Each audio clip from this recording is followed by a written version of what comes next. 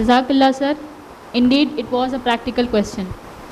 تو ضرورت ہے ہمیں اپنی پرائیورٹیز کو ری سیٹ کرنے کی، اور ہمیں کوشش کرنی ہے کہ ہم اپنی دین اور دنیا دونوں کو بیلنس کر پائیں.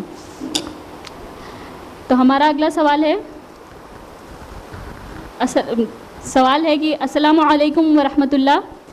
اگر آپ ایسی کنٹری یا شہر میں رہتے ہوں جہاں 99% لوگ نان مسلمس ہوں، تو ایسے ماحول میں دعوت کی کیا حکمت اور انداز ہونا چاہیے؟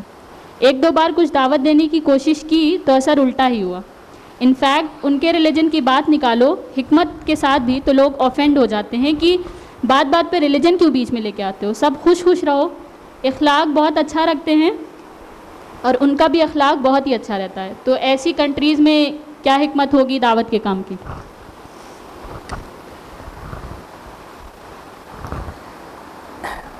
رسول اللہ صلی اللہ علیہ وسلم نے دعوت کا کام جہاں کیا وہاں 100% غیر مسلم تھے، یا تھے پہلے سے 1-8% مسلمان آئیں، وہاں تو 100% تھے. تو یہاں تو کم سے کم 99% کی بات ہو رہی ہے نا. 1% آپ کے سپورٹر ہیں.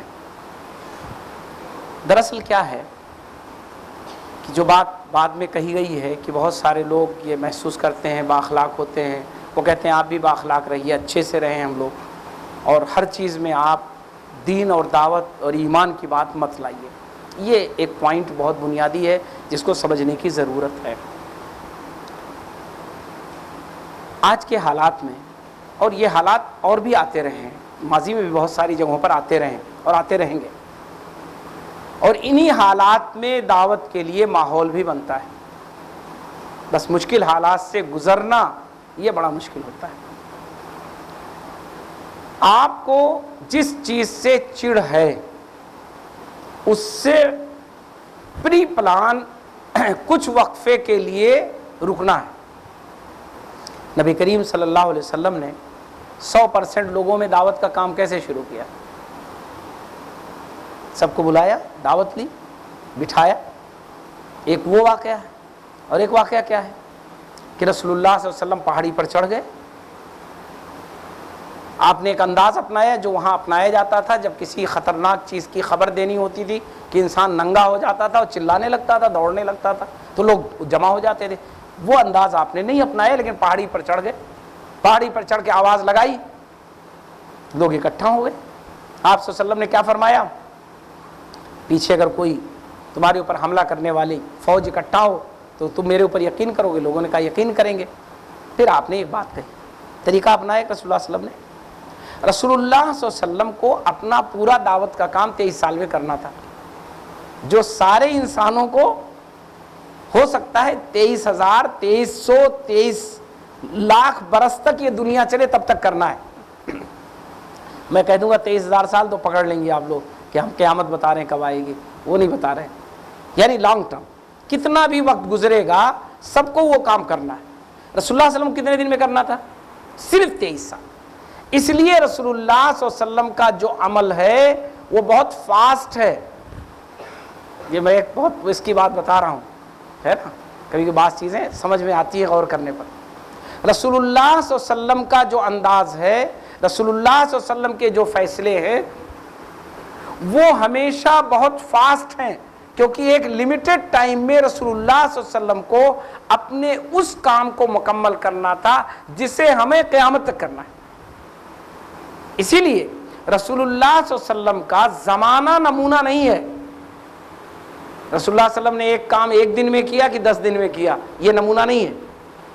یاد رکھیے گا کہ اچھا رسول اللہ صلی اللہ علیہ وسلم نے 13 سال مکے میں گزارا تو اب ہم بھی 13 سال الہ آباد میں رہیں گے، اور جیسے ہی 14واں سال شروع ہوگا الہ آباد والے یا تو ایمان لے آئیں نہیں چھوڑ کے چلے جائیں گے بنارس. یہ نہیں اسوہ ہے. رسول اللہ صلی اللہ علیہ وسلم کا عمل اور وہ چیز جس کے لیے کام کیا وہ اسوہ ہے، زمانہ نہیں اسوہ ہے.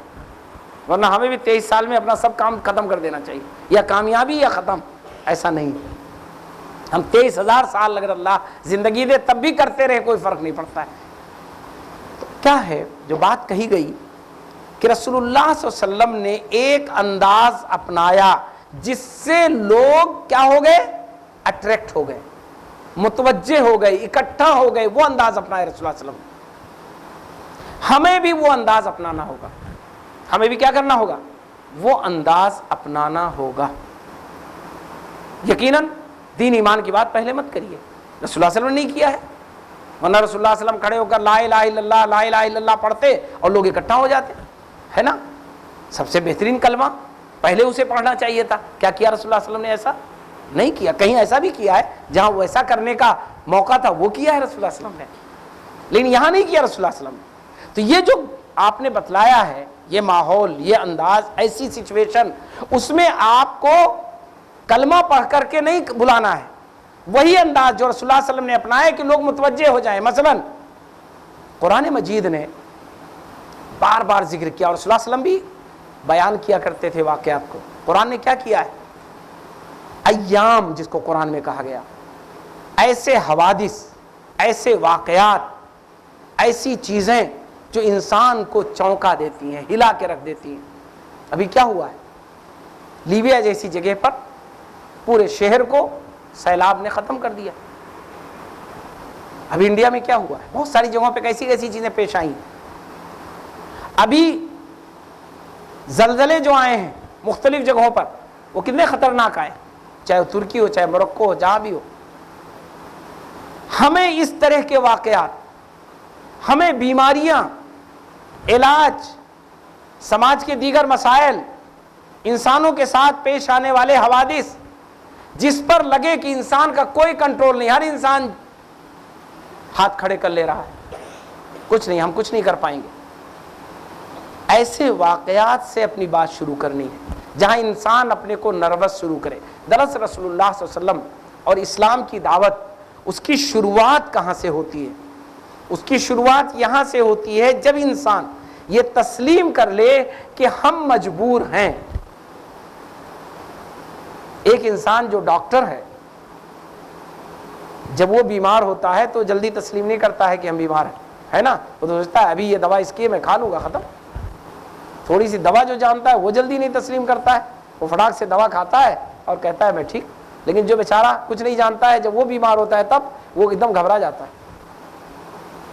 तो आज का इंसान जहां पहुंच गया है, उसमें ये चीज आएगी जो आपने जिक्र किया, कि वो कहेंगे नहीं भाई देखिए ऐसा है, अब ये सब बातें मत करिए, अब हम लोग इससे ऊपर चले आए हैं, ऐसा हुआ वैसा हुआ वैसा हुआ। लेकिन आज के इंसान के लिए भी ऐसे हवादिस हैं, ऐसे वाक़यात हैं, ऐसे हालात हैं, ऐसी चीजें हैं। और ये मैं आपको बताऊं, वफ़ी अनफुसिकुम, खुद लोगों के अंदर ऐसे वाक़यात और हालात हैं जिंदगियों में जिसे आप पेश कर सकती हैं। बस शर्त है आपकी मालूमात हो, आप जानती हूं उस बात को, आप लाइए उस एग्जाम्पल को और पेश करिए उसको, उसके बाद इस बात को शुरू करिए। और हो सकता है कि उस बात को पेश करने में आपको 2 साल लग जाए, 2 महीना लग जाए, कोई हरज नहीं है। 2 साल तक रुकी रहिए ला इलाहा इल्लल्लाह मुहम्मद रसूलुल्लाह कहने से। नबी करीम सल्लल्लाहु अलैहि वसल्लम पर फतेह मक्का, रसूलुल्लाह सल्लल्लाहु अलैहि वसल्लम पर हिजरत तक, फतेह मक्का से पहले हिजरत जो 13 साल की जिंदगी नबूवत की है, कितने लोग ईमान लाए थे? 200 लोग, 200-250 लोग, इससे ज्यादा नहीं ईमान लाए थे। उसके बाद क्या हुआ? उसके बाद क्या हुआ? हिजरत के बाद 10 साल का जमाना है, और 10 साल में कितने लोग ईमान लाए? 1 लाख से ज्यादा लोग। वो यदखुलून फी दीनिल्लाहि अफ़वाजा। ये अगर करना आपको आ जाएगा, आप ये वेट कर लीजिए कि ईमान लाने का रास्ता खुल जाए। आप इस कोशिश में ना रहिए कि ये ईमान अभी ले आए। अगर ये आपने तय कर लिया तो इंशाअल्लाह आपके लिए बात करना आसान हो जाएगा। बिल्कुल सही है, कहीं कहीं ये सिचुएशन होती है और वहीं से बात का भी आगाज़ किया जाता है कि लोग नहीं चाहते हैं कि इस्लाम पर बात की जाए।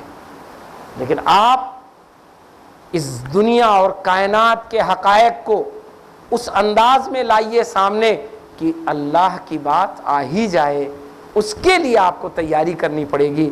मैं वहीद्दीन खां की उस किताब का अक्सर हवाला देता हूँ इस पस मंज़र में कि उन्होंने सन 60 में किताब लिखी थी अल इस्लाम यतहद्दा। जब साइंस के नए ईजादात सामने आ रहे थे और साइंस नए नए हक़ायक़ पेश कर रहा था सन 60 में, तो एक तबका उलमा का वो था जो कहता था ये सब झूठ है, इंसान चांद पर गया ही नहीं, झूठ बोल रहा है, हमने कहाँ देखा है। لیکن وحید الدین خان نے اس زمانے میں کتاب لکھی تھی الاسلام یتحدی، اسلام اب چیلنج بننے جا رہا ہے. اور پوری کتاب میں اس زمانے تک جو سائنسی تحقیقات ہوئی تھی ان کو انہوں نے پیش کیا تھا، اور انہوں نے کہا تھا یہ جو سائنسی تحقیقات ہیں اب انسان مجبور ہو جائے گا یا تو اللہ کو مانے یا اپنے سائنس کا انکار کر دے. الاسلام یتحدی. تو آپ اس کائنات کو اسلام کے سمجھانے کا ذریعہ بنائیے. یہ اگر آپ کو آ گیا تو یہ سارے لوگ جو منع کرتے ہیں آپ کو بات کرنے سے، وہ آپ سے خواہش ظاہر کریں گے کہ آپ بات کیجئے. آپ کیا کریے؟